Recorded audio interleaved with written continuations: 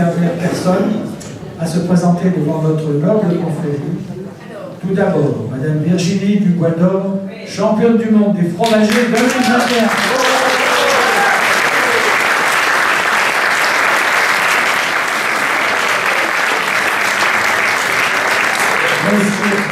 Monsieur Alain Marc, vice-président du Sénat, sénateur de l'Aveyron.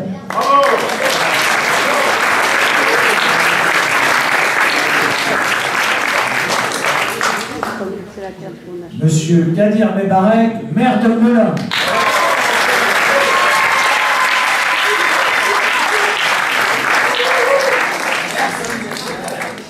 Et monsieur Franck Riester, ancien ministre, député de Seine-et-Marne.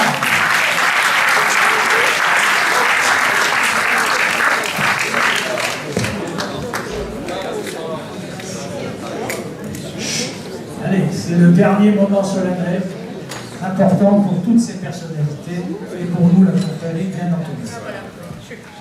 Je commence. Madame Virginie Dubois-d'Or, championne du monde des fromagers 2021. Chère Virginie, vous êtes née à Saint-Omer, dans le Pas-de-Calais. Vous envisagez votre avenir à l'université comme maître de conférence, étant étudiante en littérature allemande. Mais en deuxième année de thèse, c'est le coup de foudre. Vous faites la rencontre de celui qui deviendra votre mari, Jean-François Dubois, et tout sera bouleversé. Jean-François, après avoir été étudiant, prend la suite de ses parents fromagers et vous l'épouserez en 2015. Mais pas question de travailler avec son mari, jusqu'au moment où, dit-on, vous êtes prise au piège de l'affinage. La deuxième partie du fromage, si je puis dire. Une nouvelle passion va naître avec les fromages. Adieu l'allemand, vous devenez créatrice fromagère auprès de votre mari. En 2020, nouveau coup de foudre, si je puis dire, puisque vous reprenez les anciennes poudrières du fort Vauban à Arras pour y faire les caves d'affinage de la fromagerie L'Affinade. Plus de 400 fromages y prennent de la couleur et du goût, fromages régionaux, mais aussi hollandais et suisses. Votre passion et votre savoir-faire vous poussent vers les concours médaillés de la Lyre d'Or en 2016. Vous décrochez le 13 septembre 2021 à Tours le titre suprême de championne du monde des fromagers. Première femme française à recevoir ce titre, ça mérite quelques applaudissements.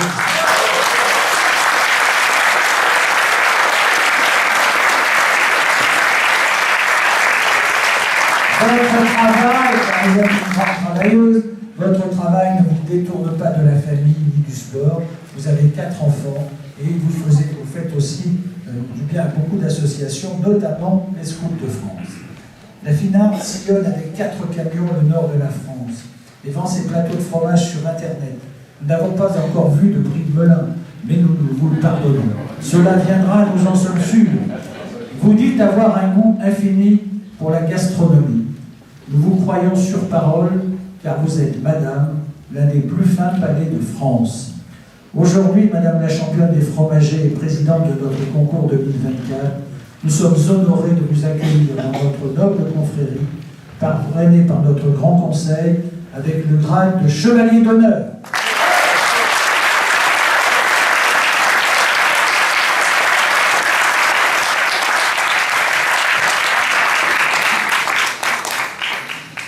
Monsieur Alain Marc, sénateur de l'Aveyron. C'est pas ajusté, mais sénateur de l'Aveyron, vice-président du Sénat. Monsieur le sénateur, cher Alain Marc, nous sommes honorés de recevoir en votre personne un membre éminent du Sénat de la République, puisque vous êtes l'un des vice-présidents du Sénat et membre de la prestigieuse commission des lois. Plusieurs fois, la Haute Assemblée nous a accueillis pour des chapitres exceptionnels où plusieurs de vos collègues ont rejoint notre confrérie. Aujourd'hui, c'est le Sénat qui vient à nous, à Melun. Parisiens de naissance, les circonstances de la vie vous ont conduit loin de la capitale, dans ce très beau département de l'Aveyron que vous représentez aujourd'hui au Sénat. Brillamment réélu en 2020, mais cette fonction que vous assumez a été précédée et complétée par beaucoup d'autres mandats communaux, départementaux, régionaux et nationaux, puisque vous avez été également député. Vous aimez déguster un bon tripou, un roquefort des Baragnaudes, Et un plat mystère dont vous allez nous dire ce que c'est, parce que je ne l'ai pas trouvé, le pelouse d'agneau, dont vous nous direz tous les secrets. Qu'est-ce que c'est le pelouse d'agneau? Vous allez nous dire ça tout à l'heure en 2 mots. Alors, tout cela est bien sûr arrosé d'un Marcillac, ce vin d'Aveyron si typé. Le terroir et la défense du patrimoine vous passionnent, et cette passion vous amène à veiller à la renommée de votre fromage local, le Pérail, fromage au lait de brebis, une pâte molle à coups de fleurie, mais qui pour le moment n'a pas la chance d'être reconnu par une appellation d'origine protégée, comme l'est notre blin. Nous sommes persuadés qu'avec la médaille et le diplôme de chevalier du prix de Melun, que vous pourrez afficher, ajouter à votre perspicacité, vous défendrez et obtiendrez cette reconnaissance européenne qui est pour le loup Pérail qui le mérite. Parrainé par notre confrère Louis Vogel, sénateur de Seine-et-Marne, et notre consoeur Colette Mello, sénatrice honoraire de Seine-et-Marne et l'une des membres fondateurs de notre confrérie, c'est avec honneur et joie que nous vous accueillons dans notre noble confrérie avec le grade de chevalier d'honneur.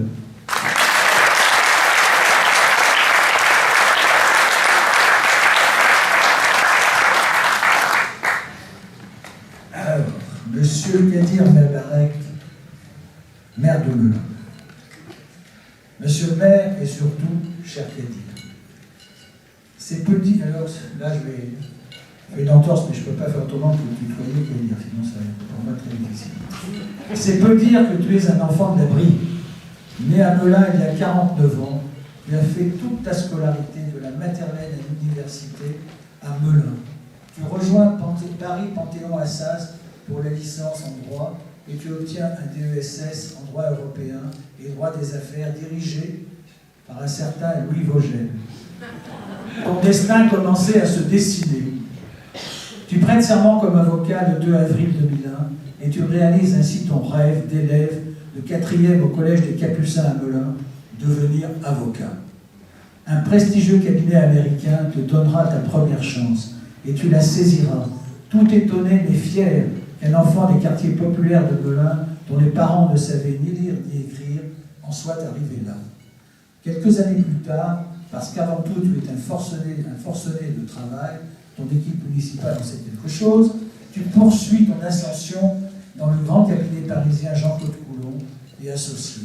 Aujourd'hui, tu es non seulement avocat associé, mais aussi président donc, de ce cabinet qui compte 20 membres. Tu dis souvent, il n'y a pas de fatalité. Et ce que tu as réussi dans ta vie professionnelle, tu vas le réussir aussi dans ton parcours d'élu au service de cette ville de Melun que tu chéris tant. Élu en 2008 avec Gérard Millet, tu enfiles tout de suite le costume d'adjoint en charge des finances. En 2014, tu es réélu, ainsi qu'en 2020, où tu deviens le premier adjoint de notre ville, le premier adjoint de Louis Vogel, tiens, une vieille connaissance, toujours en charge des finances. Il y a bientôt 1 an, tu es élu par le conseil municipal maire de Melun. Et tu t'inscris ainsi dans la longue lignée des maires de Melun depuis Nicolas Tapreau en 1546. Tu es le 121e maire de Melun, je crois, si on ne s'est pas trompé. Tu n'as jamais eu la grosse tête. Tu as su rester simple, abordable, chaleureux, toujours courtois, poli et bien élevé, comme dirait ta maman. Avec Salima, ton épouse, vous formez un couple soudé. Et si le travail compte beaucoup pour toi, la famille compte encore plus. C'est ta première valeur. Tu es très fier de tes 3 garçons, Marwan, Adam et Naël. Tu aimes le sport, le tennis, aujourd'hui le paddle. Tu écoutes du jazz pour t'évader, tu en as bien besoin parfois, et te dire, souvent, comme Louis Armstrong, what a wonderful world. Tu es un idéaliste, un humaniste, fidèle en amitié, ce qui ne gâte rien pour notre confrérie, parce que tu es aussi un inconditionnel de tous les fromages sans exception. Quand on te voit déguster les fromages sur une table, on dirait Jacques Chirac au salon de l'agriculture. Le général de Gaulle disait combien il est difficile de gouverner un pays qui comporte plus de 300 fromages. Aujourd'hui, tu diriges la ville de Melun et tu n'as qu'un seul fromage à défendre au effort avec le talent qui est le tien, le prix de Melun. Parrainé, ayant comme marraine en ce jour Colette Mello, sénatrice honoraire de Seine-et-Marne et chevalier fondateur de notre confrérie, et moi-même, ton ami et ton premier adjoint au maire, nous sommes heureux et fiers de t'accueillir dans notre noble confrérie avec le grade de chevalier d'honneur.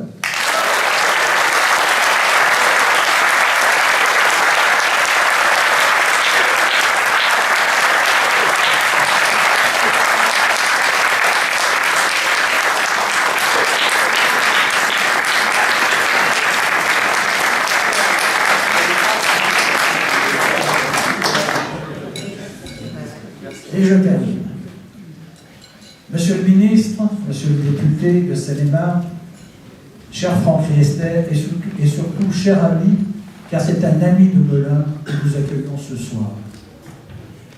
Vous êtes né le 3 janvier 1974, c'est-à-dire que vous avez tout juste 20 ans de plus que notre confrère. Très attaché à Coulommiers, au cœur de la Brie, vous faites toute votre scolarité dans cette ville. Vous y passez le bac, et puis après vous faites des études supérieures, et vous obtenez un diplôme de management urbain délivré par l'ESSEC. Pour votre carrière professionnelle, vous commencez au sein d'un grand groupe d'audit, Arthur Andersen, où vous rencontrez un certain Eric Burks, comme supérieur. Vous vous consacrez ensuite au développement de la concession automobile familiale Riester, fondée par votre grand-père. Mais voilà, en 1995, à 21 ans, vous tombez dans le chaudron de la politique au sens noble du terme, c'est-à-dire la vie de la cité. Vous commencez par une brillante carrière d'élu local. Vous êtes élu en 1995, conseiller municipal de Coulommiers, vous êtes le Benjamin du conseil. Vous êtes réélu en 2001, adjoint au maire chargé des finances, réélu en 2001 par le ministre que vous conduisez, effectivement, et vous êtes élu maire à ce moment-là, maire de Coulommiers, président de la communauté de communes du pays de Coulommiers. Vous êtes réélu en 2014 avec 67% au premier tour. Donc, on en rêve parfois. Donc, ensuite, vous êtes, bien sûr, réélu maire, et en 2020, vous êtes toujours tête de liste, mais vous laissez la place à une de vos adjointes, Madame Laurence Picard. Et puis, parallèlement, vous avez poursuivi une carrière de député. Vous êtes élu depuis toujours député de la 5e circonscription de Seine-et-Marne, et vous êtes effectivement en 2007, alors vous êtes abonné, puisque vous étiez le Benjamin de votre conseil municipal, vous êtes le Benjamin de l'Assemblée dans le groupe UMP à l'Assemblée nationale. En 2012, vous êtes réélu député. En 2007, vous êtes toujours réélu député. En 2022, vous êtes encore réélu député. Alors, mais voilà, encore une fois, ça ne s'arrête pas là, parce que la République vous appelle pour devenir ministre. Et vous le serez à 4 reprises. Vous travaillerez avec 4 premiers ministres, Édouard Philippe, Jean Castex, Elisabeth Borne et Gabriel Attal. En 2018, d'abord, comme ministre de la Culture. En 2020, comme ministre chargé du commerce extérieur et de l'attractivité. En 2022, comme ministre chargé des relations avec le Parlement, et en 2024 comme ministre du commerce extérieur, de l'attractivité, de la francophonie et des Français de l'étranger. J'ignore, cher Franck, quel poste ministériel vous avez préféré. Mais compte tenu de l'évolution du personnel politique à l'Assemblée nationale, vous avez dû en voir des vertes et des pas mûres dans ce poste de ministre des Relations avec le Parlement. Bref, on vous voit en tant que ministre de la Culture, la création du Centre national de la musique, et surtout vous avez également poussé très fort pour le pass culturel, qui est aujourd'hui quelque chose d'important pour tous les jeunes de France. Vous êtes très présent dans votre circonscription, mais aussi dans votre ville de Coulommiers, à laquelle vous résidez. Vous êtes un homme de terrain, qui aime le contact et surtout qui aime les gens. Lors de la foire de Coulommiers, qui est quand même la plus grande fête, la plus grande foire de Seine-et-Marne, donc le dernier samedi, la semaine de Pâques, c'est devenu un événement. Et là, effectivement, eh bien, vous êtes devenu, tous les produits du terroir de Seine-et-Marne sont présents à cette foire de Coulommiers.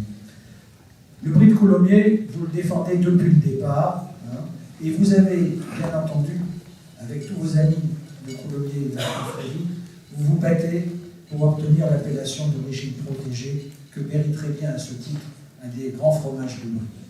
Alors, monsieur le ministre, monsieur le député, cher Franck, votre combat pour les fromages de terroir n'est pas terminé.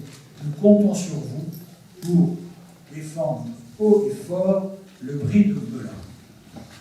C'est donc avec une joie et une fierté que nous vous accueillons dans notre noble confrérie, parrainée par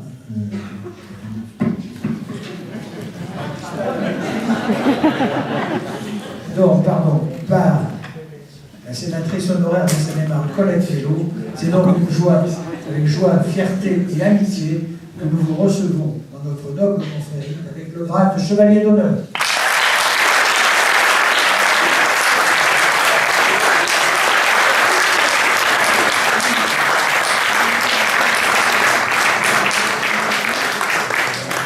Mesdames, Messieurs, le Grand Conseil vous reçoit au sein de la confrérie. Acceptez-vous l'épreuve de la dégustation du Brie de Melun? Oui, oui. J'appelle le chevalier Couteux.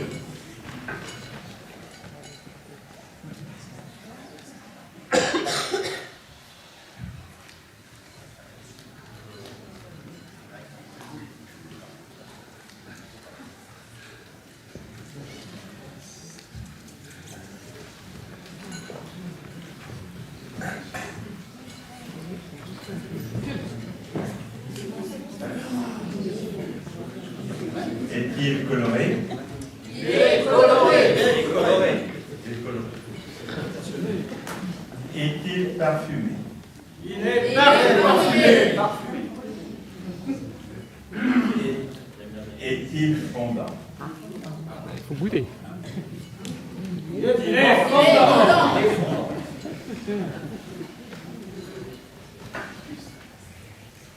J'appelle monsieur le leader. Est-il puissant? Est-il puissant? Puissant. Il est puissant.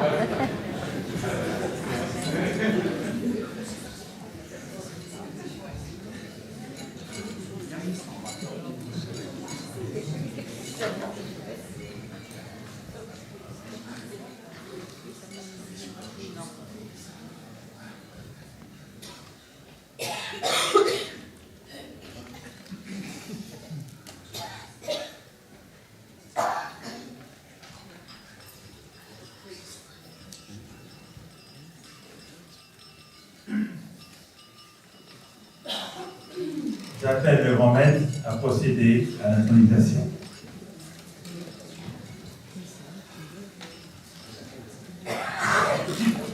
Parabolo, le pasteur protecteur des troupeaux antiques, qui engendra Aristée, et par qui les hommes apprirent l'art de cueillir le lait, par Saint-Aspect, le bon berger, qui évangélisa Melun. Je vous fais chevalier de la confrérie des chevaliers du Brie de Melun. Non, j'allais dire chevalier, ça n'existe pas. Je vous fais chevalier de la confrérie des chevaliers du Brie de Melun. Je vous fais chevalier de la confrérie des chevaliers du Brie de Melun. Je vous fais chevalier de la confrérie des chevaliers du Brie de Melun.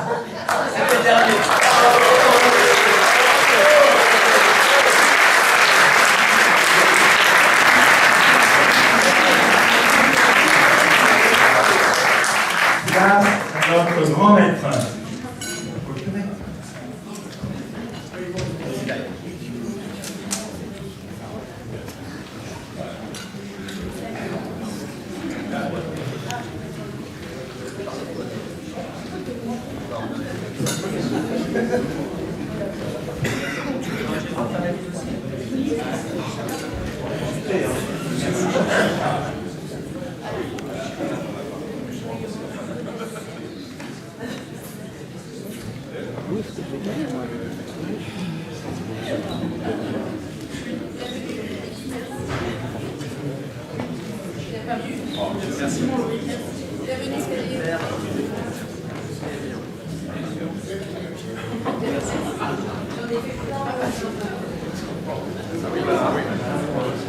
Sur cette dernière je cloue le 230e chapitre, dit chapitre du 30e anniversaire de la confrérie.